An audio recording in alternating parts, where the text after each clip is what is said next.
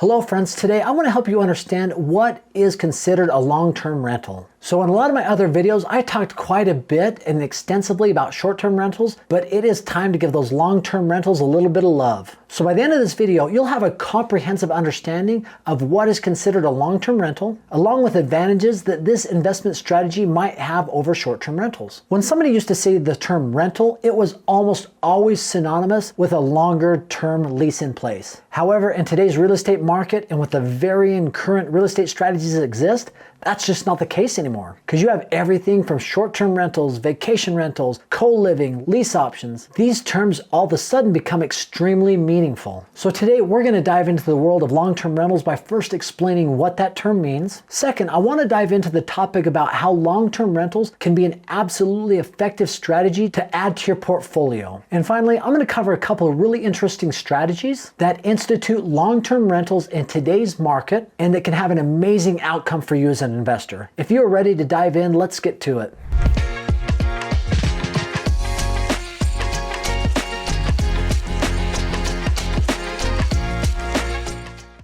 So when you say long-term rental, what does that mean? Well, a long-term rental in most people's mind is anything over a 12-month period of time. Now, technically, it might be, by definition, anything over 28 days. But I think if you ask any investor out there that's looking at long-term rental, they want a lease or an agreement for at least 12 months or more. Nobody's gonna be happy with a 30-day lease as a long-term rental, right? That's turnover every single month, and investors don't wanna deal with that unless it's a short-term rental. And there's a lot of things that could be considered on that classification as a long-term rental, from a single-family home to a condo, townhome, apartment, accessory dwelling unit. There's a couple places in the United States where this is really growing in demand, where somebody has a home and they put a tiny home or an ADU, accessory dwelling unit, in their backyard and they will rent that out. And that is something that's gaining a lot of popularity. And honestly, it could even be a tent in your backyard if somebody's willing to stay there for over a year. Now, long-term rentals are a strategy that has been around for a long time, and it's definitely an effective way of building wealth. Matter of fact, there are individuals I know that are kind of seasoned in the real estate investing career, and this is all they've done, and they've built a massive portfolio of wealth.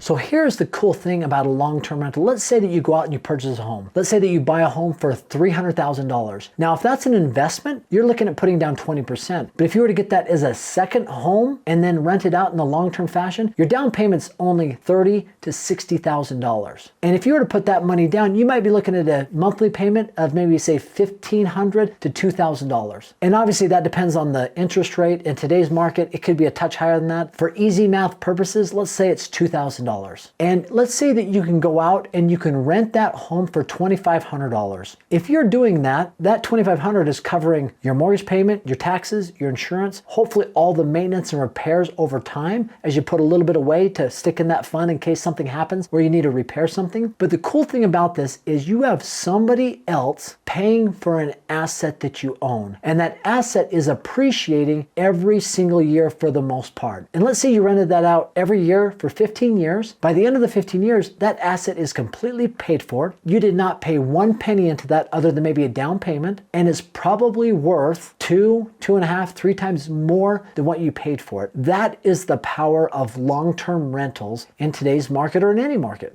So now let's talk about a few strategies using long-term rentals. But before we do that, I want to dive into the 1% rule. That 1% rule essentially says whatever the purchase price is for the home, 1% of that needs to be coming in rent. If you have a $200,000 home, 1% is $2,000 is what you should be receiving in rents from that home. All right, so some strategies. Well, when you're talking long-term rentals, there are a lot of different strategies. It could be multifamily, which under multifamily is anything above one rental. You have a single family home, but above that you have a multifamily, which is duplex, fourplex, or apartment buildings. Now, I've been fortunate to own fourplexes and apartment buildings as a strategy in my long-term rental portfolio. And it was kind of ironic because that's actually how I got started. So when I first got started in real estate, I was really excited because my partners and I, we'd started a company and it started to go really well. We had some additional capital that we decided, hey, we want to invest in real estate. So as we started looking, the first thing we purchased were fourplexes. Now, that typically doesn't happen, but we're in a position where we could do that, and there was 3 of us, and so we were able to pool our money together and buy these fourplexes. And it was an area that was growing. It was in a city where rental demand was really high, and we saw great things happen from that. Now, we ended up selling it, and if I could do it all over again, I definitely wouldn't have sold those because we bought those about 22 years ago, and those would probably be paid for right now, and we'd be receiving a lot of money for that. And that's the power of real estate, right? And I'm here to share with you successes, but also challenges or disappointments that I've seen in my investment career that if I could change, I would change. But hopefully I can educate you on some of the things of what not to do, as well as some really good things to do. We also at one point bought an apartment complex of 46 doors. Just as we were starting to see more success in our business and saw that these fourplexes were going well, we ended up buying a 46 unit apartment complex. And at the time that was going really well as well. We ended up selling it for a pretty good profit, but that was another long-term rental strategy that we had inside our portfolio.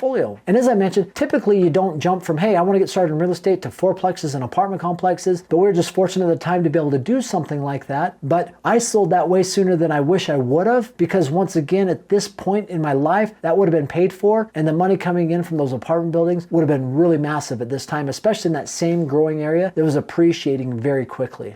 Now, another strategy with long-term rentals is what's called a lease option. I love this strategy, and it's one that I'm actually deploying right now because it's a good fit for today's economy, and here's why. A lease option gives somebody the option, if they pay a price, they're paying an option price to purchase a home at a certain set price at a certain date down the road. So let's say that somebody comes to you and says, I want to buy this home. I just don't have the work history to be able to qualify for a bank, but I want to buy the home, actually make decent money in my job, but I just can't qualify for a loan. And so you say, great, here's the home. It's $200,000. If you're going to buy it from me 2 years from now, let's agree on a price of $210,000. And typically that option that they have to pay you to nail down that price and date in the future is anywhere between 2 to 7%. To make math easy, let's say it's 2%. So they give you $4,000. That then locks them in to be able to buy that home from you 2 years down the road at $210,000 and at the date that you chose down the road 2 years from now. So you've received $4,000 and you start leasing out or renting out this home to them. And in their mind, your mind, they're purchasing it from you and executing on that option 2 years from now. And let's say that the rental price is $2,000 and you might negotiate with them because part of the lease option is a certain percentage of their monthly lease or rent will be counted towards their down payment, as will that option money that they gave you to secure that home. So let's say it's $200 a month. If they're leasing it for 24 months, 200 times 24 months is $4,800. So they've got $4,800 plus the $4,000 they paid you, $8,800 that they can then put towards their down payment. And if they're buying it outright, maybe they could get a loan where they only have to put down 5% because it'll be their primary residence. 5% of $200,000 is $10,000. They've got $8,800 saved up from this lease option strategy. They'll come out of pocket an additional $1,200